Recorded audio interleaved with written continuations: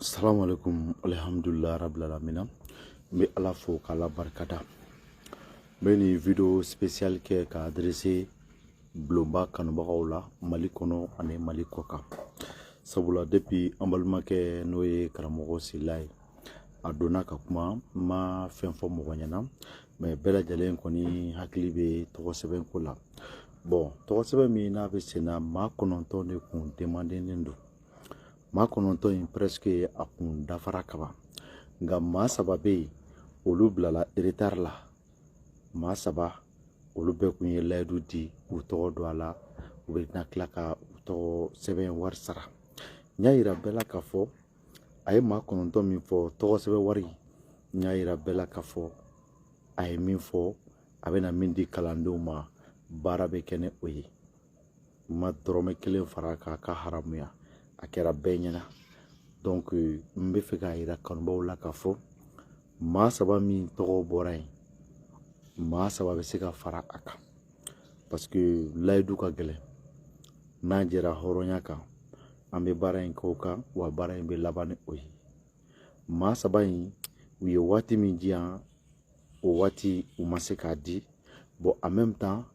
mɔgɔ dɔw tɔgɔ sɛbɛnna ka ban donc diyagoya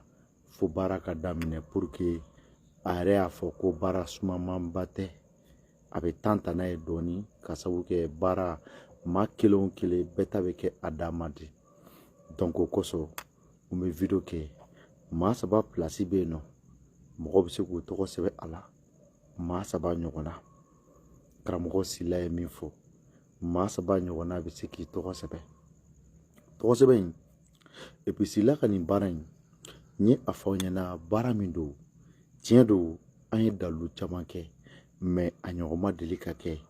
mais ala kama baara kɔnɔ ala bɛ se ka i bɔ fɛn ka waati bɛɛ min ye kabako ye. ni heure la ne ma da hali sunɔgɔ tamasiyɛn tɛ na nka dugu tila fajiri ma ja yanna ka ban ka sabu kɛ mun de a bɛɛ lajɛlen ye aw yɛrɛ ka ko ɲɛɲinitaw ani ko minnu kan ka kɛ ala ta kɔfɛ.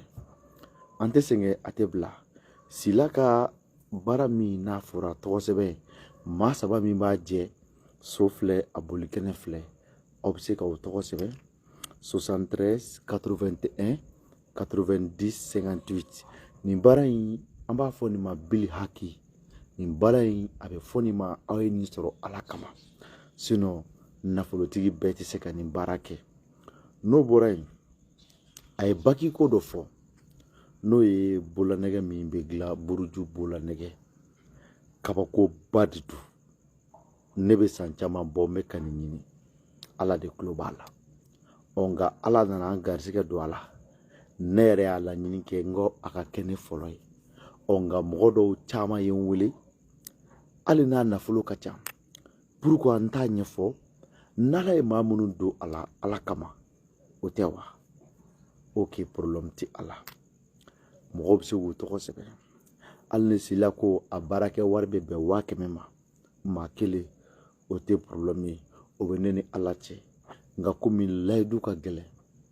an bɛ bolanɛgɛ a ye min fɔ mɔgɔw tɔgɔ bɛ sɛbɛn a la 20,000 n b'a fɔ kɛnɛ kan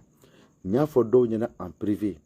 n'a ma fɛn fɔ bon n'i y'a ɲininka a la a bɛ n'a fɔ fɛnɛ k'a tɛ se ka kɛ bɛɛ ye maa damadɔni. donc an bɛ maa 10 dɔrɔn ta o fɛnɛ na a b'o baara kɛ o ye spécialement a b'o baara kɛ uniquement parce que n ka mɔgɔ privé dɔw bɛ yen olu ye ɲininka a la n y'o de f'u ɲɛna a preuve fɔlɔ ye jumɛn de ye Njayi ye ɲininka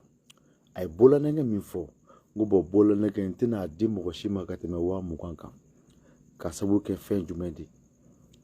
baara min don a nafolo ka ca nka ne b'a ɲini aw k'a sɔrɔ ala kama hali ni fɛn wɛrɛ de bɛna fara a kan ne yɛrɛ b'a dafa wa tɔgɔ sɛbɛn wari fɛnɛ o ye 14,000 ye o y'a ka maa 9 ye. maa 3 bɔra yen